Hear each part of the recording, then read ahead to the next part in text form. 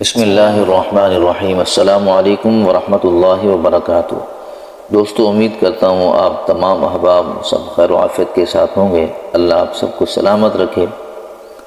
حضرت سیدنا عبداللہ بن الفرج العابد رحمۃ اللہ علیہ فرماتے ہیں، ایک مرتبہ مجھے کسی تعمیری کام کے لیے مزدور کی ضرورت پڑی۔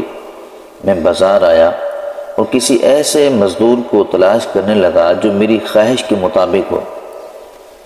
یکایک میری نظر ایک نوجوان پر پڑی جو سب سے آخر میں بیٹھا ہوا تھا۔ چہرہ شرافت اور عبادت کے نور سے چمک رہا تھا۔ اس کا جسم بہت ہی کمزور تھا۔ اس کے سامنے ایک زنبیل اور رسی پڑی ہوئی تھی۔ اس نے اون کا جبہ پہنا ہوا تھا اور ایک موٹی چادر کا تہبند باندھا ہوا تھا۔ میں اس کے پاس آیا اور پوچھا، اے نوجوان، کیا تم مزدوری کرو گے؟ کہنے لگا، جی ہاں۔ میں نے پوچھا، کتنی اجرت لوگے؟ اس نے جواب دیا، 1 درہم کا چھٹا حصہ لوں گا۔ میں نے کہا، ٹھیک ہے، میرے ساتھ چلو۔ وہ نوجوان کہنے لگا، جیسے ہی مؤذن ظہر کی اذان دے گا میں کام چھوڑ کر نماز کی تیاری کروں گا اور نماز کے بعد دوبارہ کام شروع کر دوں گا۔ پھر جب عصر کی اذان ہوگی تو میں فوراً کام چھوڑ کر نماز کی تیاری کروں گا اور نماز کے بعد کام کروں گا۔ اگر تمہیں یہ شرط منظور ہے تو میں تمہارے ساتھ چلتا ہوں، ورنہ کوئی اور مزدور ڈھونڈ لو۔ میں نے کہا، مجھے تمہاری یہ شرط منظور ہے۔ میں اسے لے کر اپنے گھر آیا اور کام کی تفصیل بتا دی۔ اس نے کام کے لیے کمر باندھی اور اپنے کام میں مشغول ہو گیا اور مجھ سے کوئی بات نہ کی۔ جب مؤذن نے ظہر کی اذان دی تو اس نے مجھ سے کہا، اے عبداللہ، مؤذن نے اذان دے دی ہے۔ میں نے کہا، آپ جائیے اور نماز کی تیاری کیجیے۔ نماز سے فراغت کے بعد وہ عظیم نوجوان دوبارہ اپنے کام میں مشغول ہو گیا اور بڑی دیانت داری سے خوبصورت انداز میں کام کرنے لگا۔ عصر کی اذان ہوتے ہی اس نے مجھ سے کہا، اے عبداللہ، مؤذن اذان دے چکا۔ میں نے کہا، جائیے اور نماز پڑھ لیجیے۔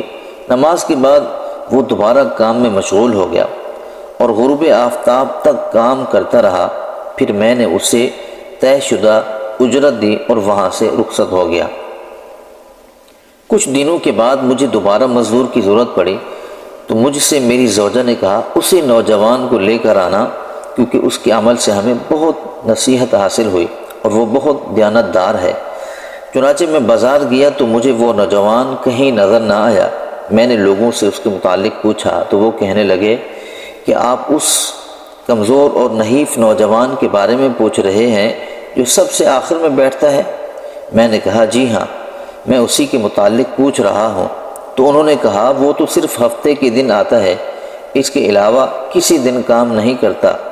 یہ سن کر میں واپس آ گیا اور ہفتے کا انتظار کرنے لگا۔ پھر بروز ہفتہ میں دوبارہ بازار گیا تو میں نے اس پرکشش اور عظیم نوجوان کو اسی جگہ موجود پایا۔ میں اس کے پاس گیا اور اس سے پوچھا، کیا تم مزدوری کرو گے؟ اس نے کہا، جی ہاں، لیکن میری وہی شرائط ہوں گی جو میں نے پہلے بتائی تھی۔ میں نے کہا، مجھے منظور ہے، تم میرے ساتھ چلو۔ وہ میرے ساتھ میرے گھر آیا اور میں نے اسے کام کی تفصیل بتا دی۔ وہ بڑی دیانت داری سے پہلے کی طرح کام کرتا رہا اور اس نے کئی مزدوروں جتنا کام کیا۔ شام کو میں نے اسے طے شدہ اجرت سے زیادہ رقم دینا چاہی تو اس نے زائد رقم لینے سے انکار کر دیا۔ میں نے بہت اصرار کیا مگر وہ نہ مانا اور اجرت لیے بغیر ہی وہاں سے جانے لگا۔ مجھے اس بات سے بڑا رنج ہوا کہ وہ بغیر اجرت لیے ہی جا رہا ہے۔ میں نے اس کا پیچھا کیا اور زبردستی اسے اجرت دے دی۔ اس نے زائد رقم واپس کر دی اور طے شدہ مزدوری لے کر وہاں سے روانہ ہو گیا۔ کچھ دنوں کے بعد جب دوبارہ ہمیں مزدور کی ضرورت پڑی تو میں ہفتے کے دن بازار گیا اور اسی نوجوان کو تلاش کرنے لگا، لیکن وہ مجھے کہیں نظر نہ آیا۔ میں نے اس کے متعلق پوچھا تو لوگوں نے بتایا کہ وہ ہفتے میں صرف 1 دن کام کرتا ہے اور مزدوری میں 1 درہم کا چھٹا حصہ اجرت لیتا ہے۔ وہ روزانہ درہم کا کچھ حصہ اپنے استعمال میں لاتا ہے۔ آج وہ بیمار تھا اس لیے نہیں آیا۔ میں نے پوچھا، وہ کہاں رہتا ہے؟ لوگوں نے بتایا، فلاں مکان میں رہتا ہے۔ میں وہاں پہنچا تو وہ ایک بوڑھیا کے مکان میں موجود تھا۔ بوڑھیا نے بتایا کہ یہ کئی دنوں سے بیمار ہے میں اس کے پاس پہنچا تو دیکھا کہ وہ سخت بیماری میں مبتلا ہے اور اینٹوں کا تکیہ بنایا ہوا ہے۔ میں نے اسے سلام کیا اور پوچھا، اے میرے بھائی، کیا تمہاری کوئی حاجت ہے؟ کہنے لگا، جی ہاں، مجھے تم سے ایک ضروری کام ہے، کیا تم اس سے پورا کرو گے؟ میں نے کہا، انشاءاللہ میں تمہارا کام ضرور پورا کروں گا، بتاؤ کیا کام ہے؟ اس نوجوان نے کہا، جب میں مر جاؤں تو یہ لوٹا اور زنبیل بیچ کر گورکن کو اجرت دے دینا، اور کفن کے لیے مجھے میرا یہی اون کا جبہ اور چادر کافی ہے۔ مجھے اسی لباس میں سپرد خاک کر دینا، اور میری جیب میں ایک انگوٹھی ہے، اسے اپنے پاس رکھنا، اور میری تدفین کے بعد اسے امیر المؤمنین خلیفہ ہارون الرشید کے پاس لے جانا۔ جب ان کی شاہی سواری فلاں دن فلاں مقام سے گزرے تو انہیں کہنا، میرے پاس آپ رحمۃ اللہ علیہ کی ایک امانت ہے، پھر انہیں یہ انگوٹھی دکھا دینا، وہ خود ہی تمہیں اپنے پاس بلا لیں گے، اور اس بات کا خیال رکھنا کہ یہ کام میری تدفین کے بعد ہی کرنا۔ میں نے کہا، ٹھیک ہے، میں تمہاری وصیت پر عمل کروں گا۔ پھر اس عظیم نوجوان کی روح قفس عنصری سے پرواز کر گئی۔ مجھے اس کی موت کا بہت دکھ ہوا، بہرحال میں نے اس کی وصیت کے مطابق اس کی تجہیز و تکفین کی، اور پھر انتظار کرنے لگا کہ خلیفہ ہارون الرشید کی سواری کس دن نکلتی ہے۔ جب وہ دن آیا تو میں راستے میں بیٹھ گیا۔ امیر المؤمنین رحمۃ اللہ علیہ جاہ و جلال کے عالم میں ہزاروں شہ سواروں کے ساتھ بڑی شان و شوکت سے چلے آ رہے تھے۔ جب ان کی سواری میرے قریب سے گزری تو میں نے بلند آواز سے کہا، اے امیر المؤمنین، میرے پاس آپ رحمۃ اللہ علیہ کی ایک امانت ہے۔ پھر میں نے وہ انگوٹھی دکھائی تو انہوں نے انگوٹھی دیکھ کر حکم دیا کہ اسے ہمارے مہمان خانے میں لے جاؤ، میں اسے علیحدگی میں گفتگو کروں گا۔ چنانچہ مجھے محل میں پہنچا دیا گیا۔ جب خلیفہ ہارون الرشید کی واپسی ہوئی تو انہوں نے مجھے اپنے پاس بلایا اور باقی تمام لوگوں کو باہر جانے کا حکم دیا۔ پھر مجھ سے پوچھا، تم کون ہو؟ میں نے کہا، میرا نام عبداللہ بن فرج ہے۔ انہوں نے پوچھا، تمہارے پاس یہ انگوٹھی کہاں سے آئی؟ میں نے اس عظیم نوجوان کا سارا واقعہ خلیفہ ہارون الرشید کو سنا دیا۔ یہ سن کر وہ اس قدر روئے کہ مجھے ان پر ترس آنے لگا۔ پھر جب وہ میری طرف متوجہ ہوئے تو میں نے ان سے پوچھا، اے امیر المؤمنین، اس نوجوان سے آپ کا کیا رشتہ تھا؟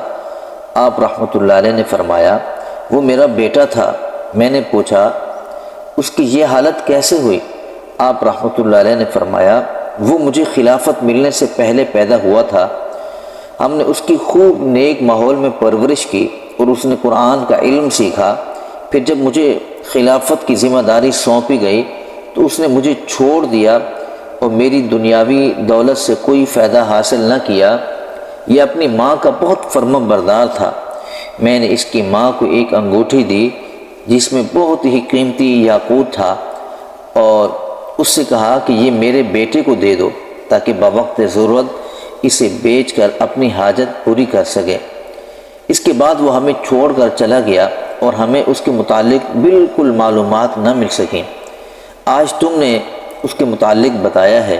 پھر آپ رحمۃ اللہ علیہ رونے لگے اور کہا، آج رات مجھے اس کی قبر پر لے چلنا۔ جب رات ہوئی اور ہم دونوں اس کی قبر پر پہنچے تو خلیفہ ہارون الرشید اس کی قبر کے پاس بیٹھ گئے اور زار و قطار رونا شروع کر دیا، اور ساری رات روتے روتے گزار دی۔ جب صبح ہوئی تو ہم وہاں سے واپس آ گئے۔ آپ رحمۃ اللہ علیہ مجھ سے فرمانے لگے، تم روزانہ رات کے وقت میرے پاس آیا کرو، ہم دونوں اس کی قبر پر آیا کریں گے۔ چنانچہ میں ہر رات ان کے پاس جاتا، وہ میرے ساتھ قبر پر آتے اور رونا شروع کر دیتے، پھر واپس چلے جاتے۔ حضرت سیدنا عبداللہ رحمۃ اللہ علیہ فرماتے ہیں، مجھے معلوم نہیں تھا کہ وہ نوجوان خلیفۃ المسلمین خلیفہ ہارون الرشید کا شہزادہ تھا۔